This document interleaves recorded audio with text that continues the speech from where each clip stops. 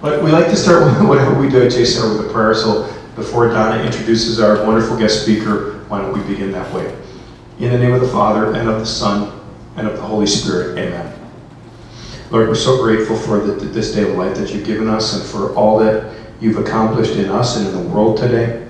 Thank you for all the joys you've given us today, and thank you for all the challenges which help us to grow closer to you and more in love with our neighbor. And in a very special way, we thank you for this speaker series, for the opportunity to learn more about our sons and daughters and to understand how we can best help and support them as they grow into adults. And we ask you, Holy Spirit, that you would bless Mary tonight. May her words come from you, and may we be filled with your wisdom as you speak through her. We ask this all in Jesus' name, amen. Amen. In the name of the Father, and of the Son, and of the Holy Spirit, amen. And now, Mrs. Donna Vandenberg. Hi guys, thanks for being here. As Pat mentioned, we've named these evening events Parenting on Tap, and that was largely because some of our moms that were coming to Coffee with Courtney, Dr. Harkins is right back here, who does our Coffee with Courtney's. I think we do about 8 a year, Courtney? No, well, we're doing 6, and now we're doing 4 this year. Ooh. Seriously? It's all good. Okay, it's all good. Yeah. Okay, so when the moms were talking to us at one of Courtney's talks, they said, you guys gotta tell this stuff to our husbands. I was like, okay, no problem, let's figure it out. So, like Pat said, we figured it out and we brought in some alcohol. Way more people coming to these events. And so we've got a couple of different opportunities for parents, things that we're trying to do to help you as parents. For how many freshmen and families do I have? Did you hear Dr. Sachs talk? Okay, love him. Love Dr. Sachs. I'm bringing him. I brought him every year now for I believe the last 3 or 4 years for our freshman families. And so we have that event every year. We're doing Parenting on Tap, our Coffee with Courtney's, and then our regular speaker series. Am I forgetting anything, Pat? Okay. Oh, and our podcast. And our podcasts. Mr. Reedy has been doing podcasts with all of our speakers that have come in the last, 2 years, I think. And I'm super excited about our speaker series because we've had a lot of really, really amazing people come here. And I want to mention this before rather than after Mary's talk so I can make this plug. Our first talk was with Rocky Heron, a special agent with the DEA who came out and talked about drugs. And it was a powerful, powerful conversation. And I had the opportunity today, Mr. Reedy, Dr. Harkins, myself, and a few others do identity formation with your kiddos 4 times a year. I was with the sophomores today and had some really great feedback on that presentation. So I'm actually really excited to share that. Our next speaker series guest is Lila Rose, and she's going to be talking about the pro-life movement. Should have just put these on. So Lila founded and serves as the president of Live Action, a media news nonprofit dedicated to ending abortion and inspiring a culture that respects all human life. She's also the host of her own podcast that tackles faith, relationships, culture, and politics.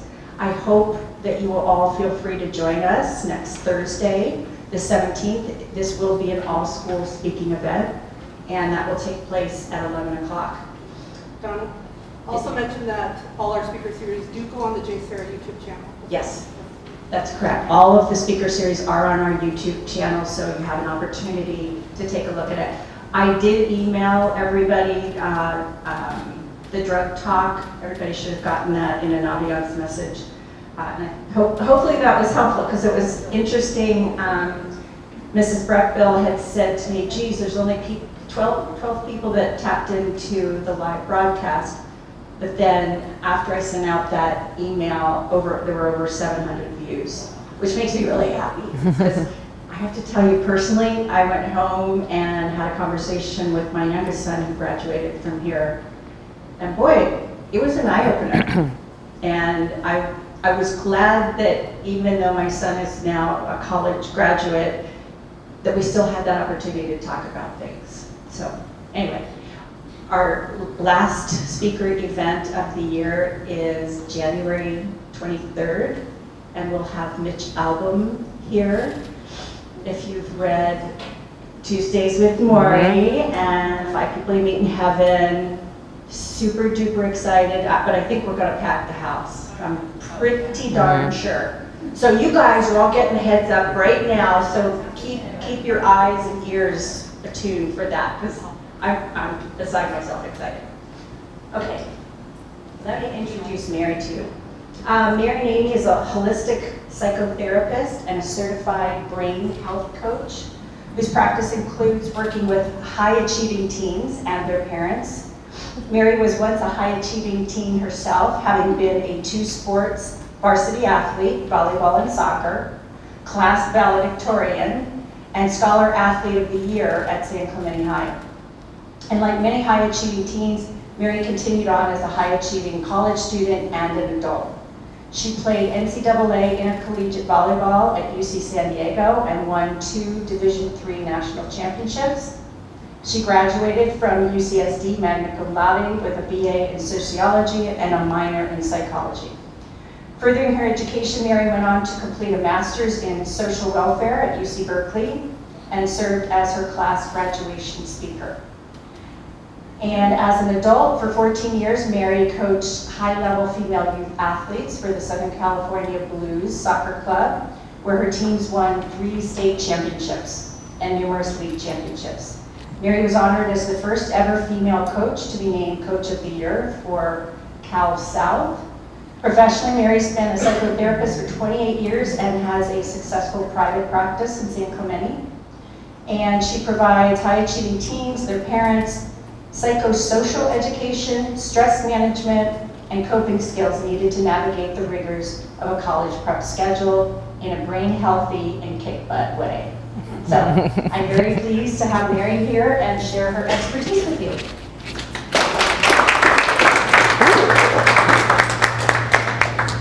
Thank you, thank you.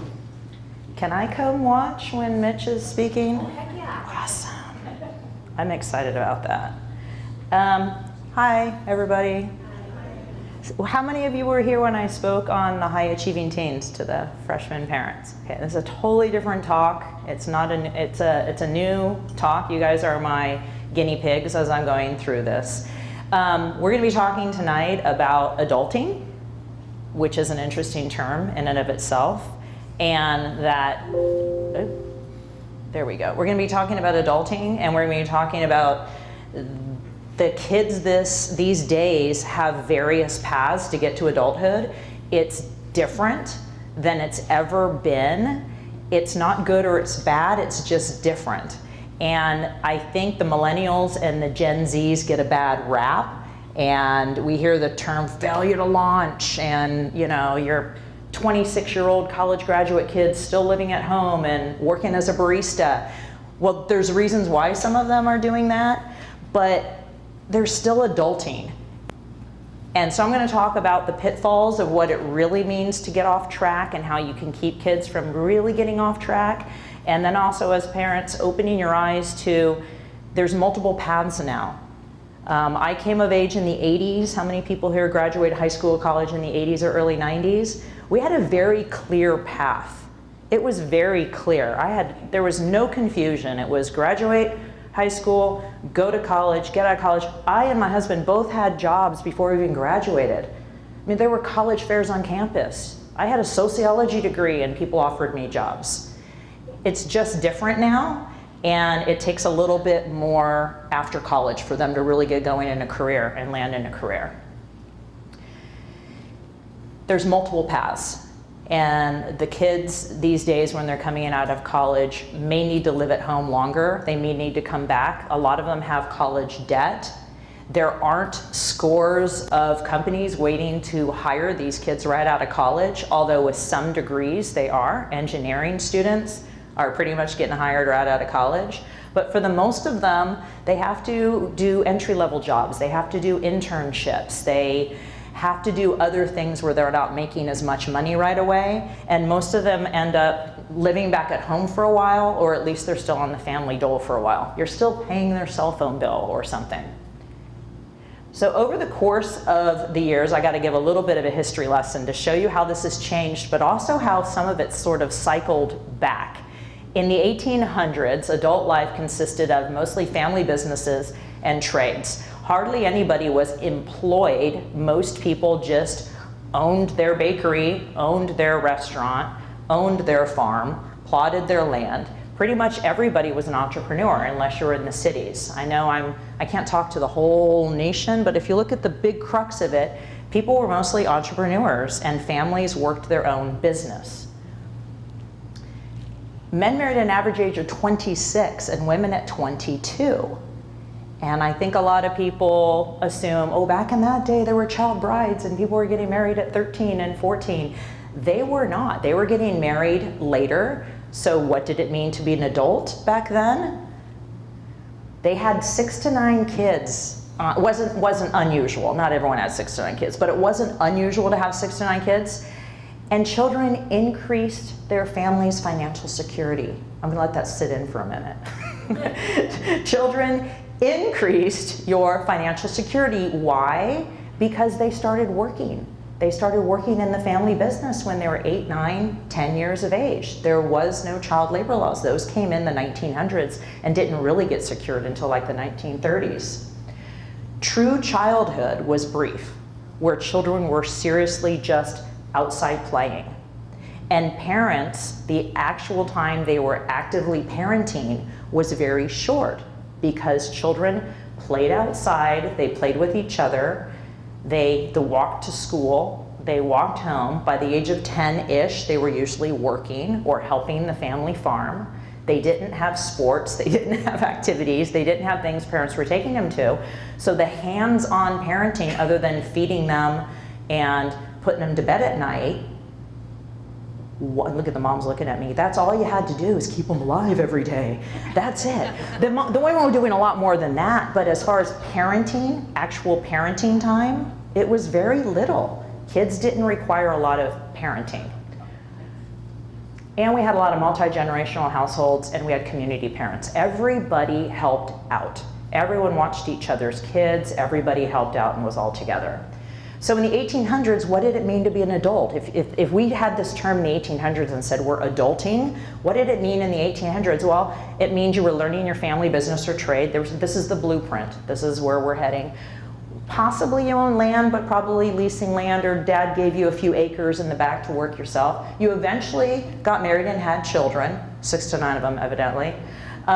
You were possibly taking care of aging family members, and you were just trying to survive. So to say, oh, this person's on a path to adulthood, the blueprint was already there. They were looking at their parents' life and going, okay, to become an adult, I just have to replicate my parents' life. And it was pretty straightforward. And it was pretty obvious what they needed to do. In the 1950s, how many of you had parents who came of age in the 1950s, which is why I chose these decades, that they were in high school or college in the 50s, or I'd even say the early 60s, that whole generation there. So now our parents, adult life meant a lot more professions and careers and trades. People could be employed in trades. They wouldn't have to have their own bakery. They could be employed as an electrician. They can employed in a union job. So people started to become employed more, and instead of just entrepreneurs, married men went down to 23 and women went down to 21. So they started to get married at a younger age. 3 to 5 children on average. I'm one of 5, so we're right in the average, and children started to become expenses because now they were children and the child labor laws had come through and they couldn't put them to work anymore. Home ownership became a mark of adulthood in the 50s, and there was still community parenting. There was still, churches and parks and schools, and kids were outside and playing. The amount of time moms and dads actually again spent parenting was very small. Very few hours a day were spent parenting. The kids were out raising themselves, playing and going to school. They weren't actually, needing the things that you're doing on a daily basis. So adulting in the 50s pretty much meant, again, replicating what you saw your parents do.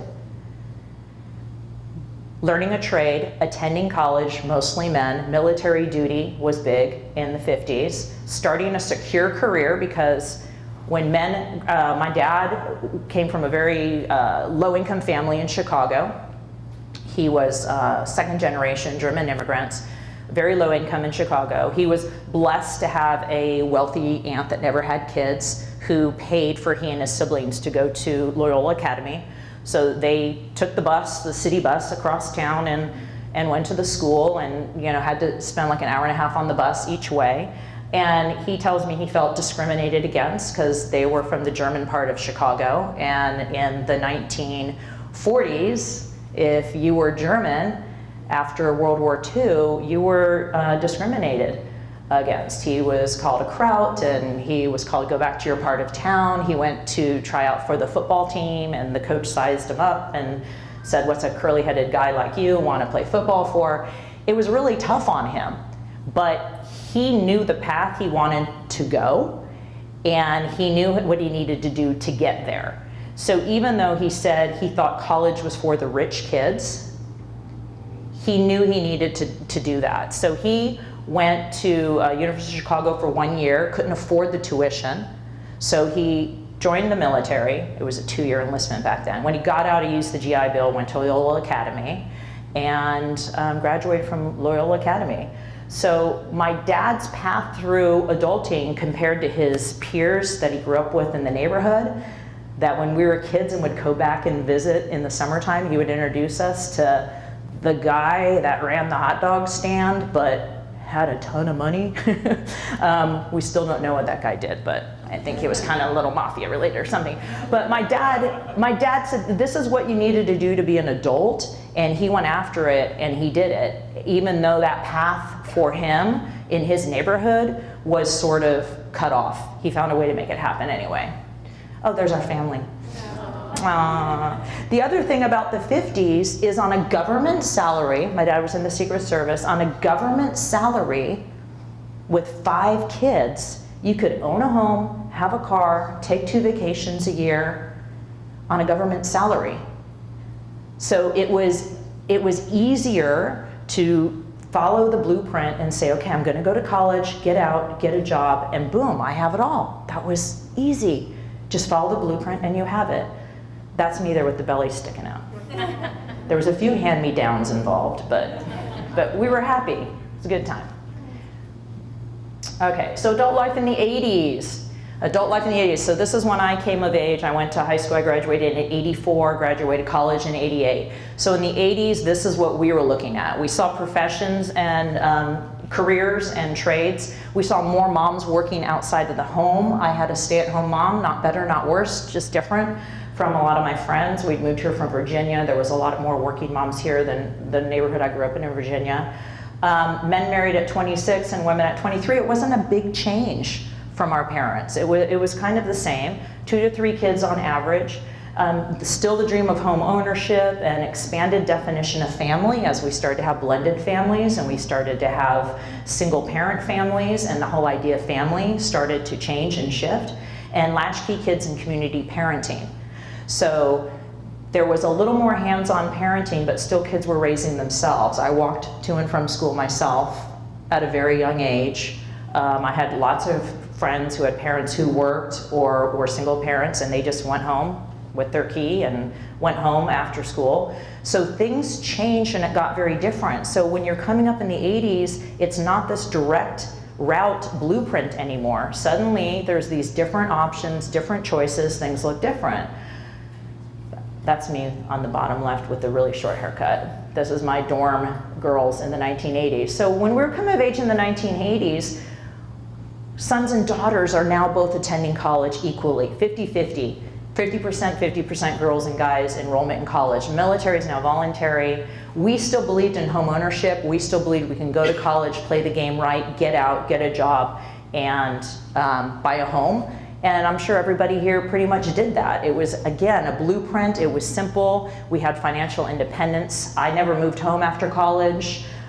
except when my husband and I moved back to Orange County and we moved in for like 6 months while we're looking for a house. But everyone I knew was pretty much out after high school. Even my one brother who is in construction, he struggled with school, learning disabilities, etc. So he was on the path to go into a trade. He moved out at like 19 as a construction worker.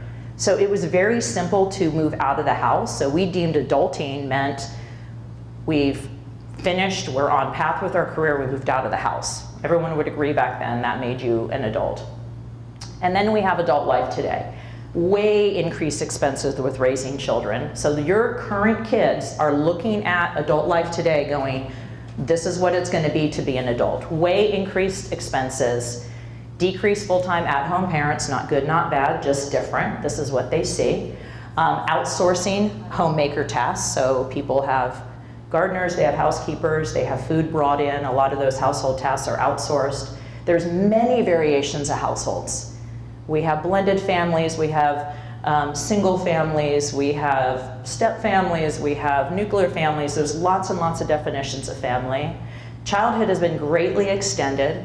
Even in the developmental psych books, it's now through age 25 is considered later adolescence. They're not getting off the payroll anytime soon. And kids have less independence because the world has changed. They're not playing outside by themselves unsupervised. They're not walking to school on their own. They don't have jobs at 10. And then came what I call Olympic parenting. You parents, to keep all this going, have become Olympic athletes. The amount of time you put into parenting now is more than at any time in history, as we've shown there. And not good, not bad, not different, it's just different. Because of that though, the kids also have less independence. They're not making as many decisions for themselves, they're not problem solving as much for themselves, they're not accustomed to be independent and being out by themselves and making decisions on their own. And this is affecting them as they're becoming adults and going into the adult world. I've also noticed something that I call competitive community parenting, where it's not happening all the time, but I hear parents sort of like taking some glee in another child's not doing well, or measuring themselves up against the other parent, or their kid's little rival in theater when, you know, the rival doesn't get the role and their kid goes. People aren't supporting each other's kids as much. They're more competing with them. Not everybody, but I hear it. I hear things come out of kids' mouths that there's no way they came up with that. Like they overheard their parents saying it, right? About some other kid. I'm like, ooh, that's not something a kid would say. So you parents have all become Olympic athletes because of the time and commitment you spend with your kids and parenting. So as your kids are looking at how do I become an adult, it's a much more complicated path. The blueprint has changed. They're pessimistic, this generation, the Millennials and the Gen Zs. Daughters are winning. Girls are enrolling in college and graduating from college at higher rates than boys now. Yep, they're graduating at higher rates. Training in the trades is much less because there's not as many jobs in the trades. So that path has gotten skinnier. So the kids that would go the trade path, they're a little more confused. They don't know what to do. Starting a career is taking longer, and we'll talk about that. We'll get into specifics. They're doing internships. This is a good time if you have kids going to college. As a sociology major, I didn't have to do internships. They all got to do internships in college. If they're doing a sport, they don't have time. But to get a job after college, you really got to start doing internships in college. Gradual financial independence. Kids are still on the payroll in some capacity up until their mid-20s, whether that is car insurance, it's health insurance, it's the cell phone, or sometimes parents are still underwriting their kids' rent in New York City because it's too expensive and they're still paying half of it for them while they're in their first job. Everyone's looking really bummed out right now because they're like, I was gonna buy a boat. But it's just different.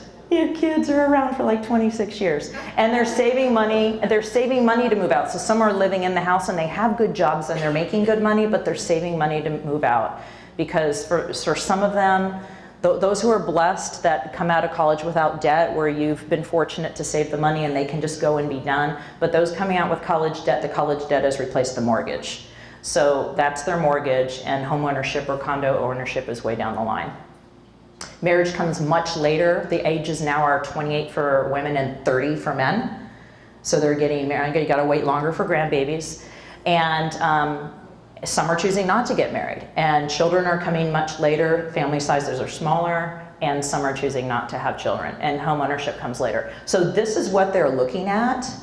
And there's been no blueprint for this. All the other generations we looked at, people pretty much looked at what their parents did, and it was a slight tweak. It was a slight tweak, and this is a big jump. So now we get kids who are lost. We get some kids who are lost. So here's the thing, parents. You're doing all the right things right now. You've got your kids in a college prep school. They're probably all in a sport, a hobby, an activity. They've got their extracurriculars. They're checking all the boxes. You're thinking, I'm gonna put them on this path to a four-year college, and then off they go because that's what life does, and it's gonna send them down there. It's not like that now. There's zigzags, there's turns, there's different paths, and some get lost along the way, and parents don't know how to put them back on a different path. The big losses are the same ones that have always been there. Obviously, you get a kid that gets involved in the drug scene or drinking too much, that's a dangerous path. I'm not talking about those big ones. I'm talking about the kid that you put on a path and you send them off to college and they come home the first winter break and they're homesick and they don't want to go back. So you're like, oh, they came back, and you got to get them off on a different path. Or I'm talking about that kid who's maybe not ready for a four-year college, that's going to do a junior college, or the one that's been at junior college for 6 years and still isn't getting through because they don't like it and school's not their thing, and finding them a different path. I have another brother. So I have the brother who did the construction, right? And one of five. So the brother closest to me in age, I'm the baby, was 2 years ahead of me in high school. He did the 6-year junior college thing because he was trying to make it into band at night too. So he was living at home, doing that. Then he'd take some classes at Fullerton, back to Saddleback, back and forth. And he finally said, I gotta get out of here. So he went up to Chico and he finished his last 2 years like in a year and a half. He just took summer school. He took every unit he could do because by then I was getting my master's degree and little sister had passed him up. I still think that was his motivation. But you know, if success is measured by salary and prestige and job, he's way more successful than I am, but he didn't graduate till he was 27, okay? So he was a renegade. He was a millennial before his time.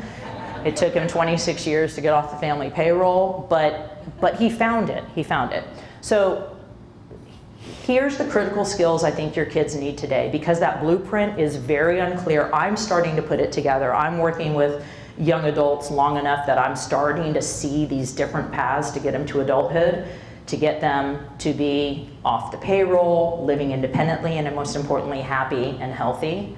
The critical skills these kids need today is problem solving, for one. Again, I think they don't have these skills as much because of the Olympic parenting and the way the world has changed, okay? Not blaming you parents, it's just changed. You gotta keep your eyes on your kids. They can't be out there independent. Managing adversities. We had to deal with a lot of adversities. My dad dealt with adversities. I dealt with adversities. We managed them. A lot of these kids have adversities that adults are quick to wanna erase for them. They're quick to wanna come and fix, and they can learn a lot, and we'll talk about my little step process to do that. Communication.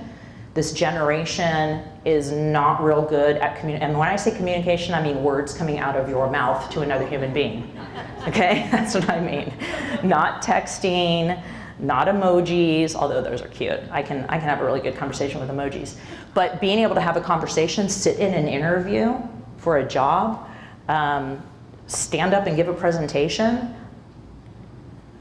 managing relationships, whether those are friendships, especially for girls. It's tough being a girl. It really is. Their relationships are so conflictual. I like to say, like, junior high best friends are girls. It's like practice for future relationships. Anyone have a daughter who had like a best friend fallout? Yeah, it's horrid. It's It's very difficult. Budgeting, because they don't know how to budget. Their budget is a debit card, right? And you budget, you load the debit card, and they just swipe it until it doesn't work. So that's the extent of their budgeting. And not to scare you, but the vaping crisis, it's hard not to weave it into stuff. I've seen it coming. I've been screaming about the vaping thing for years, but it's not a cheap habit.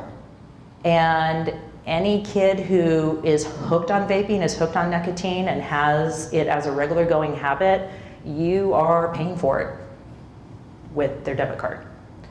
And they will swipe it at the gas station, but get cash back. So you just see gas station, $40, but what you don't see is they put $25 in the car and they got $15 cash back.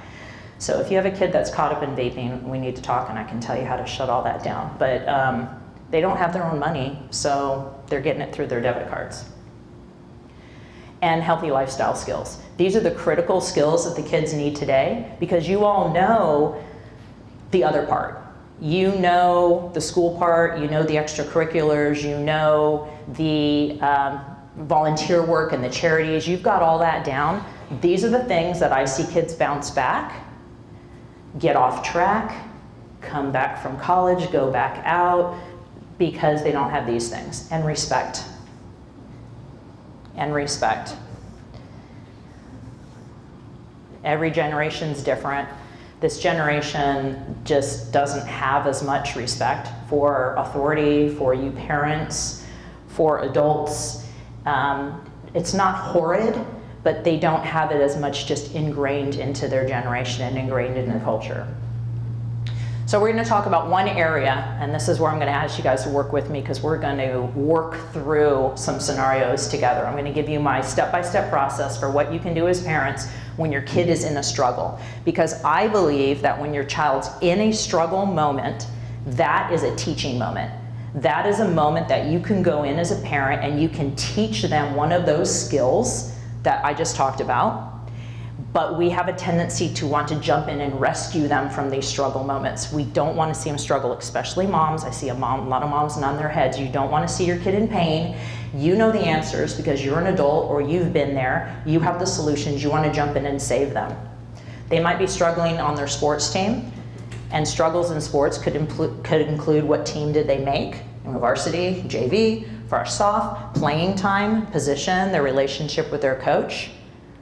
I saw that a lot when I was coaching them there. They could struggle in others, the arts. Did they get the lead? Did their friend get the lead? Did they even make it onto the cast for the play? They struggle in their relationships. They struggle in just, you had homecoming here recently, right? They struggle, did I get asked to homecoming or am I going with my friends? They struggle in their friendships and in their popularity and in their social world. And they struggle with their teachers. And their academics and personalities with teachers. All of these areas the kids struggle in. And every time there's a struggle and the kid comes in and talks to me in counseling about it, I'm like, awesome, here's an opportunity for you to learn and grow. Here's an opportunity for me to teach you some skills so you can go back to that situation and implement them and start learning and growing and adulting. We got to teach them to swim solo. So bear with me. I love metaphors, and this is a swimming metaphor, which I just realized like last night that it's ironic I did it, because when I was a little kid, before like the age of 6, I was terrified of water. Terrified of water. I have this memory of having a big life vest on, and we lived in Virginia at the time, humidity, sitting on the side of the community pool, just dripping sweat, and my mom said, you would just sit there and drip and drip and drip, and I wouldn't go in the water. Would not go in the water, even with the big orange life vest on. And dad would try to, he'd scream. And so one day my sister just pushed me in and I doggy paddled across, you know. Never dawned on them to maybe give me lessons, right? Yeah. Maybe sign up for lessons. I don't think you had lessons in, 1969, 70. Just throw them in, they'll figure it out. And then a year later, I was on the swim team at the same pool. My mom loves that story. But we got to teach them to swim solo. So bear with me with the water metaphor, because it's going to help you remember it. So moms, And this isn't just moms, it could be dads. So I'm using moms, and it's a stereotype, right? But there's certainly dads. It's people, but mostly it's moms, right? They want to put on the sunscreen. It's a metaphor, right? Your kids going out into territory, put on the sunscreen, put on the water wings, put on things, stand on the shore, watch them, make sure they're okay. You know, go out with the boat. Are you okay? Do you need water? Do you need something? You're okay? No, go away, Mom, I'm fine. They're right there. They're right there holding hands. Dads are kind of, they're watching. I'm not saying you don't care, Dad. You're watching, but you're more like, they're fine. They're okay. I got an eye on them. It's okay. So it goes something like this. Moms down at the water, fretting, you know, looking, watching. Oh, I think is that a wave? I think something's going on. And Dad's back at the barbecue. It's fine. It's good. It's all fine. And Mom's going, it's not fine. Come, check. Come on, you're in. And Dad comes down. Okay, fine. Are you okay? I'm okay. See, he says he's okay. And Dad goes back to the barbecue. That's the metaphor. But you know what, dads? Moms usually sometimes are overreacting, but when there really is a problem, they're the ones who figure it out first. They're the ones who figure it out first. And then you've got to hear the 4 worst words a man can hear in a marriage. Yep, those are the 4. I told you so. When there's really something going on, when Mom gets the goosey bumpies and figures there's something going on, they are right. So they might throw off a lot of false alarms, but when there really is something going down, they do know it. Yeah. So here's our 4th step. You're going to want to take pictures here, because this is what you're going to do, and you're going to promise me you're going to do the next time you see your kid in a struggle. First step, you're going to assess the conditions. What is the situation? It is a green flag, yellow flag, red flag, black ball. All of you familiar with those flags on lifeguard towers, right? Yeah. So a green flag situation, there's really no harm, there's no danger. The worst thing that's going to happen is she's going to get a B on the test. It's not the end of the world. Let her struggle and work through it. Yellow, a little bit of caution, right? Red, if something happens, it could be pretty bad. And black is like, no, heck no, right? Drugs, the black ball situations, like no, no, no. So first you got to assess the condition. And what I found over the years and I've seen is people come flying into something as if it's a black ball situation, and maybe it's a yellow flag, and we could take a step back and learn a little bit. So 1, assess the condition. Does someone have a good example for me? I'm going to use one from my soccer coaching days. It could be like, my brother's kid in Ohio, if you don't want to admit it's your kid. Any kind of struggle. Okay, I'm going to share a really fun one with you. So when I was coaching the little kids in soccer, I had a little academy where they'd come and just practice but not play yet. We just trained them to get them in. So these kids are like 5, 6, 7 years old.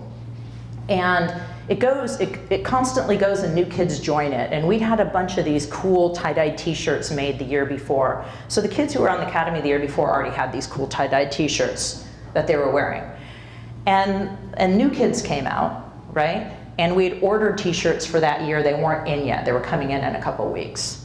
So one little girl, there was a few kids who didn't have their t-shirts. They're just playing in their own t-shirts. And this dad comes up to me, very upset after practice, that my child doesn't have a t-shirt.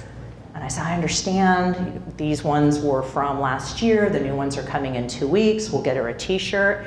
He was really, really upset that she didn't have a t-shirt.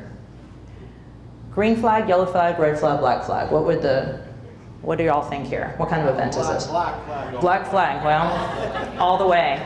All the way. He called the police. He called the police. The police showed up at my practice. This is when the Rancho fields were open, and there's practices, not just mine, but going on all over the place. And I see a police officer walking out from the parking lot. And I'm like, hi, is there a problem? Is a kid getting, snagged? He's like, no. I said his daughter didn't get a t-shirt. Seriously, you can't make this up. He called the police. He said, I don't know what he said on the phone, but there was a Latino family, and he was saying that I was racially discriminating against his child. I mean, it's clearly the man wasn't well. Clearly there was something, yeah. So anyway, I got him banned from the field. Said, your child's welcome back, but you're not. But Yeah, you're blackballed. So there's an extreme example because you guys wouldn't give me a reasonable one. So first, what's the danger here? What's the worst thing that can happen if I don't intervene? Then you identify the skills. What skill does my kid need in order to solve this problem on his or her own? What do they need to solve it on their own? So let's say their issue is, I see a coach in the audience, playing time on their team. That's a big one, playing time or their position, right? What skills would you want to teach your kid to have them be able to go back and try to have a discussion with their coach on their own to figure out what they need to do, what they need to work on in order to increase their playing time? Communication, respect, managing relationships, adversities. Yeah, it's no fun to not get playing time, but it's an adversity, right? So you'd be teaching them everything except budgeting and time management. By sitting with them, you could script it for them, you can role play with them, and send them off to have the conversation by themselves. That's a situation. Now that's a situation dads will get involved in. That's where dads will get off from the barbecue when it comes to sports. Yeah, they'll come out from behind the barbecue. Don't call the police, but they'll come out from behind the barbecue and they'll get involved when it comes to sports. I'm not saying you dads aren't involved with your kids. I'm just saying your threshold for danger is much higher than the moms. They'll be fine. Then you gotta assess their skill level. So if that kid needs communication skills and problem solving skills and respect in order to have that conversation with the coach, what is their current skill level? Do they have no skill in that area? And you're starting from scratch, teaching them for the first time, like you're sending a kid on an airplane for the first time and they've never done it, and you're teaching them? Are they novices? Are they average? Or are they actually pretty strong at it? So that you have to assess their skill level. And then you're going to select your training method. Are they ready to solo swim? Is it a green, yellow situation? Their skill level's high. You run through it with them once and off they go and they're on their own. You going to teach them or are you going to give them lessons? Are you going to put water wings on them or are you going to give them a life vest? Today's life vest, you know the little beacon on the rescue vests? You know what that is? What's that little beacon? How do you have a beacon on your kid these days? Find my friends. Yeah, you have a beacon. If you don't have a beacon on your kid, load it on. You pay for the phone, it's your phone. If they want a phone, you get to know where they are. That's your beacon. So you can put water wings on it or a life vest on it. So those are little ways that you can feel like, okay, they're kind of safe. We've set them up, we've given them a script, we've run through it. They're gonna go have the conversation with the coach themselves. We didn't just say, figure it out, go talk to them. Rescue can, you guys know what that is? It's the orange thing that the lifeguards run around with. Yeah, the rescue can. So now we're getting more involved. Is it a rescue can situation where you're gonna swim out there next to them? Are you gonna be hovering in the parking lot while your kid's talking to their coach and kind of encouraging along and checking them out? You're close enough to rescue them, right? If you have to. You're gonna go flying in on a jet ski. That's where you need something more serious, or you're gonna call the Coast Guard. Dad called the Coast Guard on me, right? Bringing in other people is calling in the Coast Guard. So does someone want to give me an example of something that's not as ridiculous, although it is very real, of calling the police over a t-shirt? We can run through this again. It could be your friend's kid, it could be your nephew. Okay, we'll move on then. I'm gonna go back for it so you can see them again. Oops, sorry. All the way back to the, okay. Assess the conditions, green, yellow, red, black. What's the conditions? What's the worst thing can happen if you send your kid? What's something that would be a little scary for parents right now that your kid wants to do? It isn't quite so much what they want to do, but this is a dilemma that we have in our family right Okay. now. Is getting up on her own and getting ready and getting to the bus on time without me interceding 20 Perfect. Okay, I'll repeat the question because I think a lot of people can relate to it. Getting your child up and out of the house and dressed and to the bus on time, right? And this child is how old? Is it 26? 16. 16, that's okay. Okay, so parents, green, yellow, red, or black? Black. Yeah, black. Okay, so what's the worst thing that can happen if your kid doesn't get out of the house on time? She's late to school. Okay, and then what happens if you're late to school? Then she gets into trouble. Okay, and then what happens if you get into trouble at school being late? What happens at school? Yeah, we have people here who could answer that question. What happens if her kid keeps being late to school? Yeah, so, but there's consequences. Yeah, so the school has consequences. The school has consequences, and they're built in. So the school has consequences. It takes it away from you, right? It takes it away from you. I see it as a yellow flag at the most. It's not black because the school has built-in consequences, and it takes you out of the middle, right? And what would you say? Her? It's a her? Okay, it's usually the hymns that won't get awake. What is her skill level in these areas? Time management? Is she not getting up in the morning because she's up on her social media until 1 o'clock in the morning? No? Staying up doing homework. Okay, staying up doing homework, but a little bit of homework, a little bit of, yeah. They're not just doing solid homework. They're wasting a good hour and a half or 2 hours on social media. YouTubing. Okay, so managing adversities, being late, budgeting, time management, healthy habits, sleep, and getting out of the house on time. You're not going to like what I'm going to have to say. She's a novice because she hasn't had to do it on her own. Because you're still waking her up, you're still going in there, and you're probably still giving her the reminder. You're her alarm clock. You're getting her through. She's still a novice, and she's 16, and you've got 2 years to make her strong because she's going to be off at college, sleeping in and missing classes. So now's the time to do it. And I would say, yeah. I think it's solo swim time. I know. I think it's solo swim time. And you know what? We have a community because we have school here who, if she's late, she'll have consequences here, and it's out of you. It really is. And I do coach parents to do this. I'm like, if you're driving her to the bus stop, are you? Yeah. I'm like, the car leaves at this time. And leave. I sit in the car. Yeah, you do. I know. Yeah. I'm your mom. Yeah. She drives the car. No, it just sits there till she gets there. Oh. I'm there at the time she's supposed to be there. Okay. Don't be there. Go somewhere. Go meet a friend. Go for a walk. I know. But you've got to get her there because when she goes off to college, she needs those adulting skills, and waking ourselves up and getting ourselves where we need to go is part of adulting. And it's also making your job harder and making your Olympic parenting more because you still have to get a 16-year-old out of the house, right?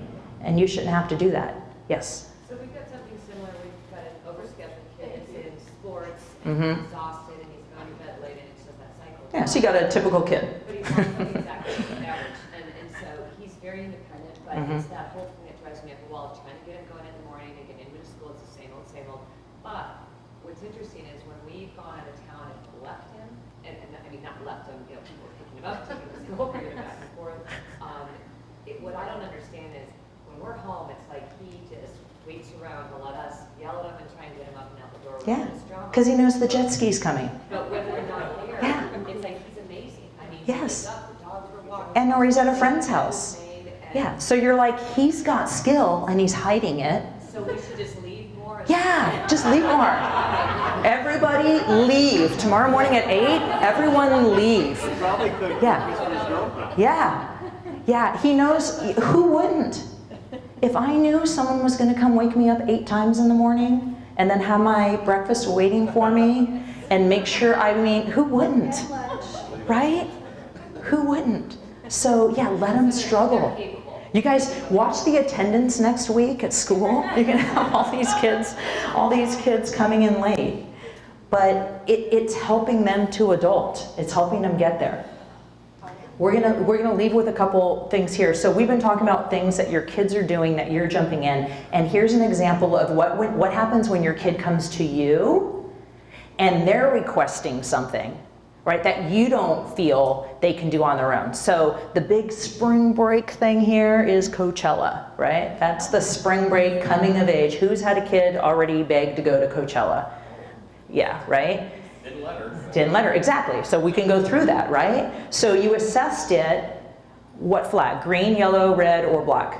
Well, that was black. That was black. That was just no, because she was asking to go on her own, like with friends and no supervision. Yes. Yeah. So the way you could turn that into and I've had parents do that, is there's like 2 moms that go with 6 kids and they're there. Of course, that's not what the kids want, but it's like, you want to go to Coachella?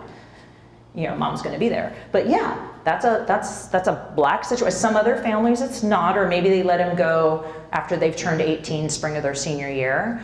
But yeah, you just said no because what skill do they not have, and what makes it black? I know we're just doing it to educate everybody. So you look at Coachella, and your daughter or son, daughter? Daughter. Okay, is this the one that's now at Ohio? Yes. Yeah, okay, so she wanted to go last spring as a senior? And junior. And Yeah, and sophomore, okay. With just a group of friends, and all their parents were fine with it. All my friends are going, and you're the only one. No, she didn't try that one? Yeah, I didn't bother finding out whether they were, I just knew what they were. Okay, yeah, and then they all probably got no's too. But yeah, so it was, yeah, sending your kid out to a place. Sarah, yes? No, I just want to tell you, my daughter, she's not 20, her senior year, well, her junior year she has to go to Coachella. I said no. Her senior year in high school, I said, okay, you'll go. I'm going with you. Yep. I'm telling you right now, do not do it. Because I went with them, I stayed in the hotel room with them. It was your nieces, by the way, with her. Oh, And we got 4 girls. that brother's kids. The late launcher. The late launcher's kids I would drop them off. are friends with her They do daughter. the whole hair and makeup thing, get the outfits together, and then I drove them, dropped them off, and I had to listen to Starbucks for 13 hours. So I'm just saying, and then pick them up at 2 a.m., drive back to the hotel, do it all over the next day. Don't do it. Don't do it, people. Yeah, because it requires the jet ski, right? And you had to be there. Yeah. Coast Guard jet ski. So to leave you all feeling okay, that kids are actually super resilient. If you keep them off, we all know the clearly dangerous paths, right? There's a lot of paths now to get to adulthood, so be patient and take a breath. If this direct route, I call it the fast track, which is just high school, college, out working, if the fast track's not working, don't panic. There's lots of other arms and paths and ways to get there. Drugs, obviously, bad. Jail, bad. The kids in Rome, bad. There's lots of stuff that's bad, but there's a huge range in there that's good. And this generation, even though they don't have the blueprint and they don't have this exact path, they're also amazing, the Millennials and the Gen Zs, because they have so many options available to them that we didn't think about. We just trudged down the path we were told to trudge down. There's a lot more entrepreneurs. There's people going into the arts.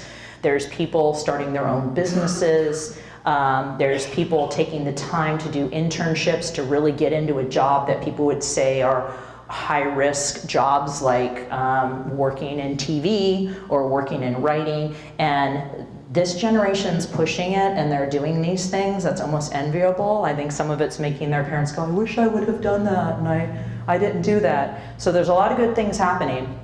We'd all agree that I turned out okay? Yes. Yeah, I turned out just fine. So when I was a senior, so sports, all the stuff you heard. So now it's spring of my senior year at San Clemente High School. Youngest of 5. Parents were like, we haven't lost one yet. So they were pretty loose with me. Our spring break thing, our Coachella, was just Palm Springs. Does everyone remember that? Like Palm Springs, yeah, maybe we saw each other out there. So it was Palm Springs, and all you do is drive up and down the main road. Was it Indian Canyon? Yeah, you just drive around. It was like something out of the 50s, right? In the cars, driving around, just seeing and be seen. So my senior year spring, I had a friend who was a junior, grandma lived out there. So she's like, we can all go stay at my grandma's house. So this was my pitch to my parents. We're going to Palm Springs, we're staying at Tina's grandma's house, right? And I'm a good student, they haven't lost one yet. There wasn't a blink. They were like, green flag, off you go. So 5 of us pile into my VW Bug, going all the way out to Palm Springs. We get to grandma's house, and grandma was really there. And she had an uncle living at grandma's house, Tina's mother, the uncle, the grandma's son, who was some version of a failure to launch back in those days. But he owned a limo service. So he's like, hey, come on, let's put you all in the limo and go. And we're like, oh, we're going in the limo. So we're driving down the canyon, sunroof, screaming, yelling, yipping it all up. Uncle pulls over in front of a liquor store and says, do you guys want anything? Well, we're 18-year-olds in high school and acting cool. Yeah, of course we do. So remember California coolers?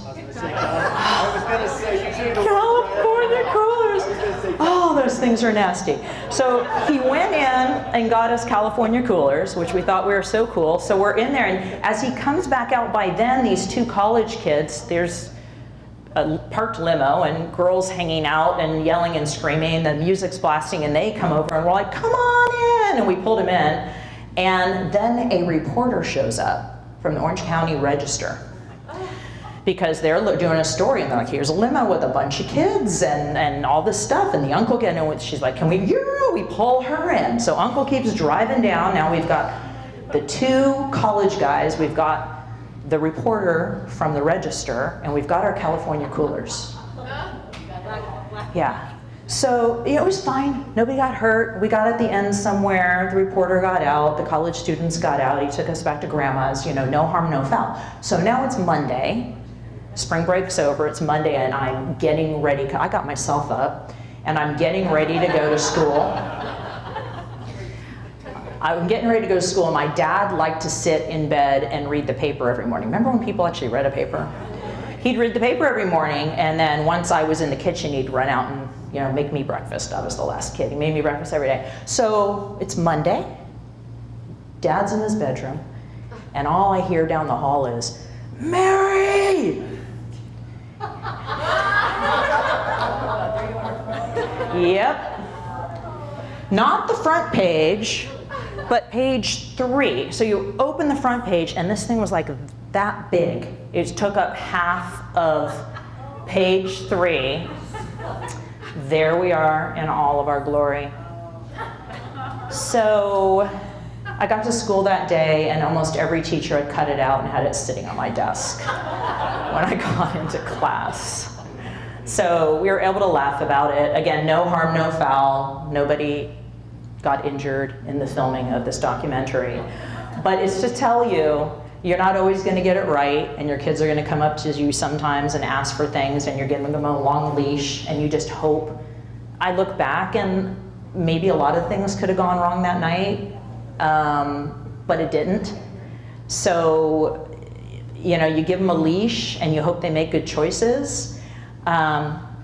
But it's okay to have beacons and water wings, because even your good kids will make some bad decisions, and you're all nodding because I'm sure you all did as well, and here to live about it. My last plea to community, because I really don't like it when people take pleasure in other kids' struggles, is to watch out for each other's kids. Everyone should be watching each other's kids from the shoreline all the time, everywhere they are. Supporting each other's kids. Don't celebrate other children's struggles. Those parents are going through a lot too. And don't leave anyone behind. Don't leave anyone behind. The weakest kid on the team is on the team. I don't think we'd be having the problems that we're having these days with bullying, and that if everyone had the attitude of not leaving anyone behind, that all the kids should be embracing every kid at school, and all the parents should be setting the lead with that by supporting each other and supporting each other's kids. And that's my talk. I'm available for questions. I hope that's not anything bad. If you want to get more information about how to reach me or about my services, my programs, or public speaking, you can just text Teen Stress to 22828. You'll get 2 emails. That's it. 2. You'll get one like right away and one like in 5 days with information about my website and things like that. Otherwise, Thank you, Mary.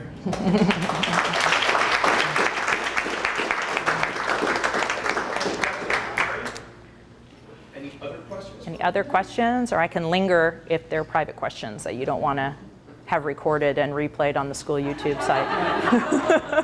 Again, it's a whole different world now Yeah. with just the violence and everything else. I mean, that's what my husband and I think of first when our Yeah. kids want to do something. Yeah, it is a different world, and Can you repeat the question? yeah, hold on. The question, here we go, or more of a comment, is it's a whole different world out there and is more dangerous, and it is. That's why, you know, Coachella's a black ball and I was a green light, right, to take off. The water wings and the life vest, using those metaphors, are important. You know, the phones, the keeping in touch, the going but you're there with them, even though that's a drain on you. That's why you're parenting so much. Having them in situations where they're unsupervised is scarier. But once they go off to college, boom, you know, then you get the ones of, you know, the hazing incidents and the rates of girls having a sexual, at least harassment, if not assault, on a college campus is really high. So you send them out without the tools, the skills, the conversations, but at some point you have to trust that you've taught them all this. And that's why I focus on it, is we can teach in these struggles, and I think we help them and help them and help them so much, and then we send them out and they don't have the skills. But you do have to protect them more. It's a different world, and especially the girls. You know, the dads will protect. You know, the boys, they'll sit at the barbecue more. The girls, they'll be out there more.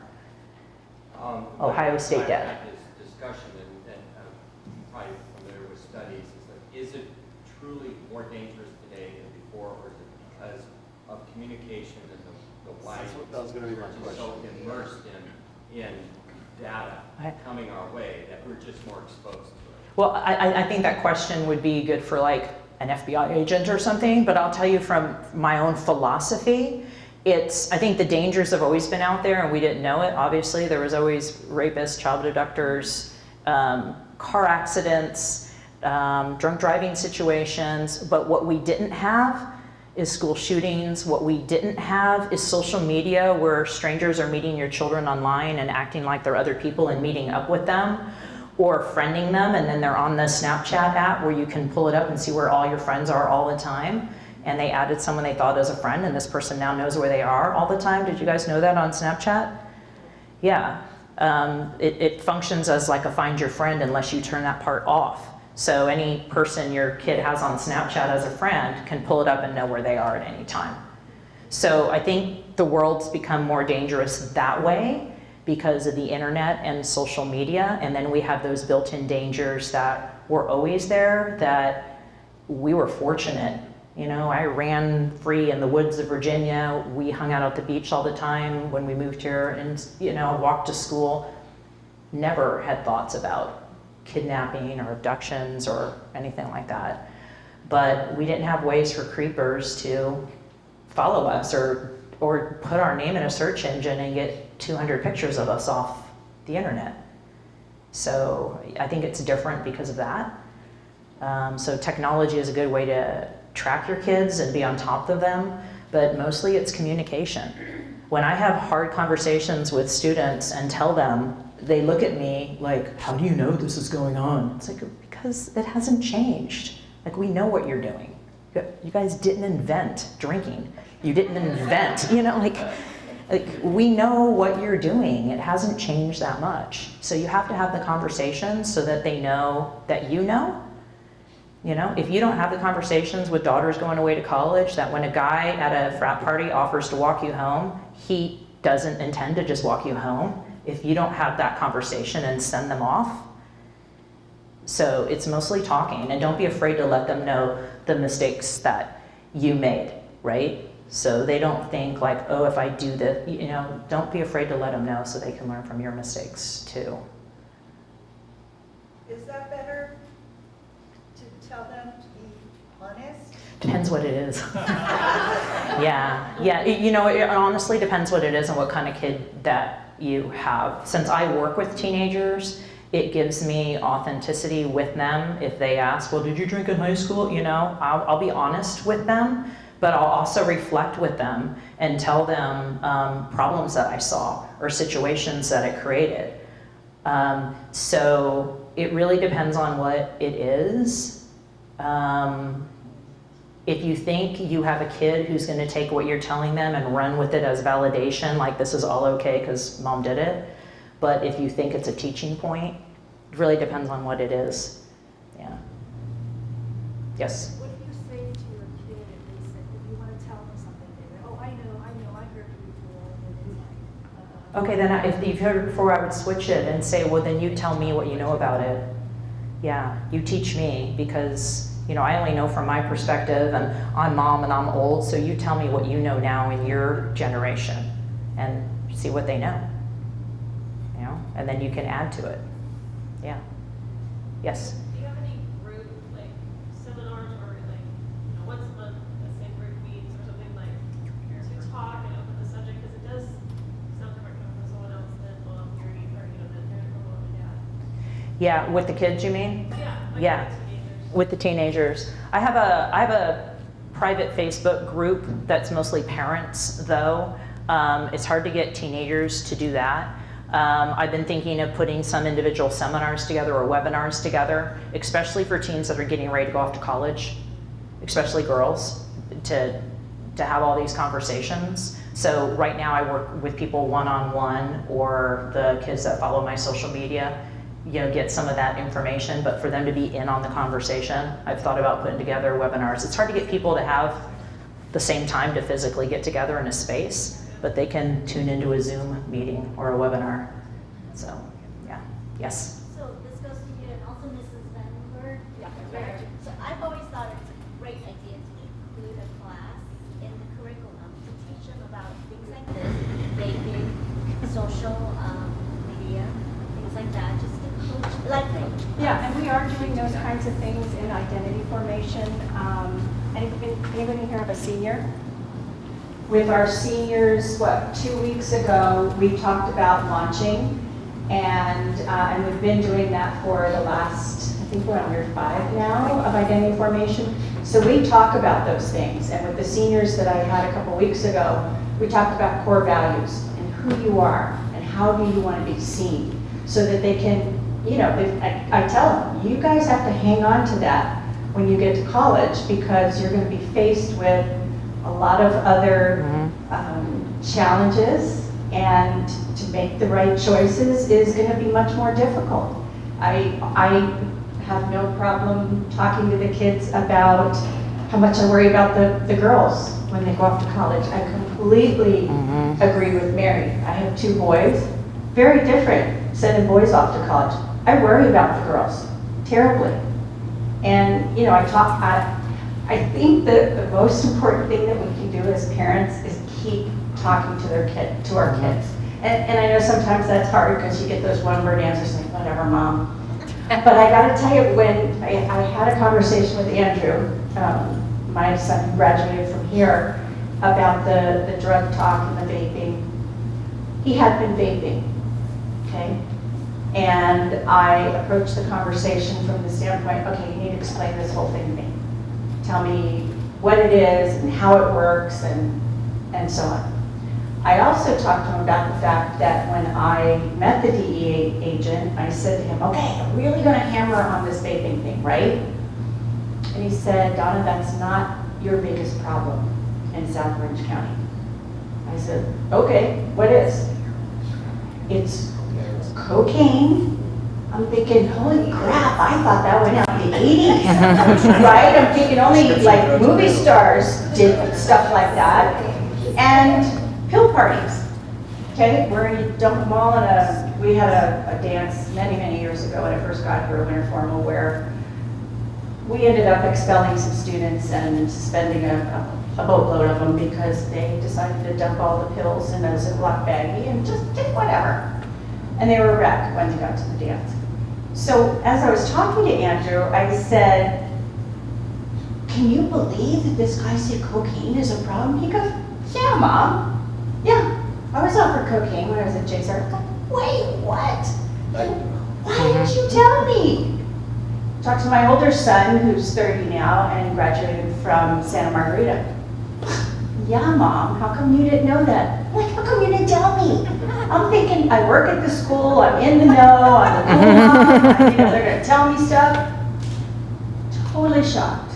But I think it's just continuing to go back to them and have the conversations, and I try to do it in a way that I'm not upset, I'm not yelling. I said, help me, educate me, tell me what's going on.